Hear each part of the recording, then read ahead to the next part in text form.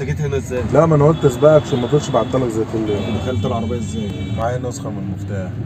يا عم بهزر معاك ولا نسخه ولا حاجه، انا حبيت اكون موجود في العربيه قبل منك عشان بتقول كل يوم ان انا اللي بعطلك.